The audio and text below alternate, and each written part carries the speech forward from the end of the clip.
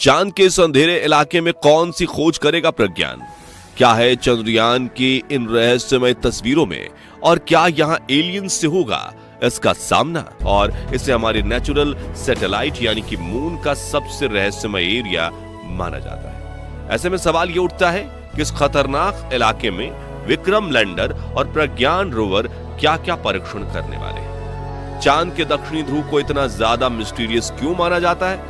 क्या यही वो इलाका है जहां एलियंस का बसेरा होने की उम्मीद है? और अगर ये सच है तो इसरो इस मुसीबत का सामना कैसे करने वाला है? आज चंद्रयान 3 चांद के दक्षिणी ध्रुव पर लैंड करने के 15 घंटों के भीतर ही प्रज्ञान रोवर ने एक काम जरूर किया, वो था भारत और इसरो की छाप चांद की जमीन पर छोड़ना।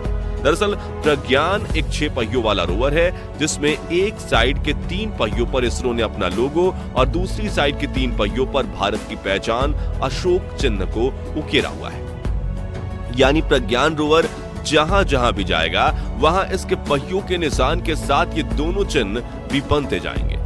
इसका कारण यह है कि चांद पर वायुमंडल लगभग ना के बराबर है, और आप ये जानकर हैरान रह जाएंगे कि 1969 में जब अपोलो मिशन के दौरान नील आर्मस्ट्रॉन्ग और बज एल्ड्रिन ने चांद की सतह पर कदम रखा था तो वहां उनके पैरों के निशान बन गए थे, और आज 54 साल बाद वो निशान वहां वैसे ही मौजूद है। ठीक इसी तरह अब भारत के निशान भी चांद पर हमेशा ही ऐसे ही बने रहेंगे, और ये अपने आप में बहुत गर्व की बात है। चंद्रयान 3 का विक्रम लैंडर और प्रज्ञान रोवर चांद पर क्या क्या परीक्षण या रिसर्च करने वाले हैं, क्योंकि अभी ये मिशन एक लूनर डे यानी कि पृथ्वी के 14 दिन और चांद के इस इलाके से जुड़ी कुछ जरूरी बातें बताते हैं। साथ ही ये भी कि ये एरिया इतना ज्यादा रहस्यमय क्यों है और यहाँ एलियंस होने के पीछे क्या राज है। असल में दोस्तों ये चांद का दक्षिणी ध्रुव इलाका है जो हमें पृथ्वी से कभी भी दिखाई नहीं देता।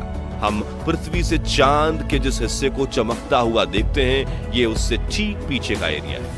यहाँ सूरज की रोशनी वैसे नहीं पहुंचती जैसे चांद के आगे वाले हिस्से पर हमें दिखाई देती है। यहाँ सूरज हमेशा होराइजन पर रहता है। इसका मतलब यह है कि जिस जगह पृथ्वी पर सूरज उगने के समय और शाम को डूबने के समय एकदम नीचे की तरफ नजर आता है, ठीक वैसे ही चांद के इस इलाके में रहता है।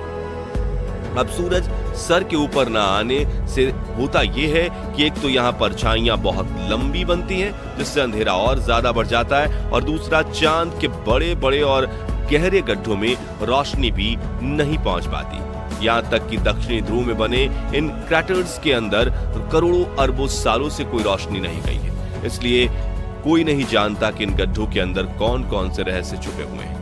साथ ही चंद्रयान 3 से पहले इस इलाके को एक्सप्लोर करने के लिए भेजा गया कोई भी मिशन सफल नहीं हो पाया है, इसलिए चांद के इस एरिया को इतना ज्यादा रहस्यमय माना जाता है। लेकिन चलिए उससे पहले ये जान लेते हैं कि प्रज्ञान रोवर और विक्रम लैंडर को इसरो ने किन किन उपकरणों से लैस करके चांद पर भेजा है और वहां पर ये कौन कौन से परीक्षण करने वाले हैं। विक्रम लैंडर की अगर बात करें तो ये बॉक्स शेप में बना 200 × 200 × 116.6 सेंटीमीटर आकार वाला लैंडर है।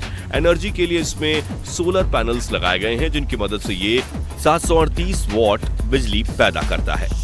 इसके अलावा कई सारे सेंसर से लैस किया गया है जिसमें accelerometer, altimeter, Doppler, velocimeter, star sensor, touchdown sensor और खतरे से बचाव व मौजूदा स्थिति जानने के लिए कैमरे का एक सूट शामिल है। अब पेलोड की बात करें तो विक्रम लैंडर में चंद्रार्थ सरफेस थर्मोस्फेरिकल एक्सपेरिमेंट नाम का एक इंस्ट्रूमेंट है जिसकी मदद से विक्रम लैंडर चांद की थर्मल प्रॉपर्टीज यानी चांद कितना ठंडा है और कितना गर्म है इसकी जांच पड़ताल करेगा। इसी तरह इसमें मौजूद instrument of lunar seismic activity की मदद से लूनर सरफेस पर होने वाले कंपन और भूकंप को मापा जाएगा। Radio autonomy of moon bound hyper sensitive ionosphere and atmosphere से चांद की हवा की जांच की जाएगी और लैंगम्यूर प्रोप्लाज्मा घनत्व और इसकी विविधताओं का अनुमान लगाने में इस्तेमाल होगा। चलिए अब बात करते हैं प्रज्ञान रोवर की। तो जैसा कि हमने आपको बताया ये 6 पहियों वाला रोबोटिक रोवर है जिसका वजन 26 किलोग्राम है, जिसमें नेविगेशन के लिए एक कैमरा लगा है और अपने सोलर पैनल की मदद से ये 50 वाट बिजली उत्पन्न करता है। साथ ही विक्रम लैंडर के साथ कम्युनिकेशन बनाए रखने के लिए इसमें RX TX एंटेना भी लगाए गए हैं। इसके पेलोड की बात करें तो इसमें इसरो वैज्ञानिकों ने मेनली 2 इंस्ट्रूमेंट्स लगाए हैं, जिसमें पहला है अल्फा पार्टिकल एक्स-रे स्पेक्ट्रोमीटर और दूसरा है लेजर इंड्यूस्ड ब्रेकडाउन स्पेक्ट्रोमीटर यानी लिब्स।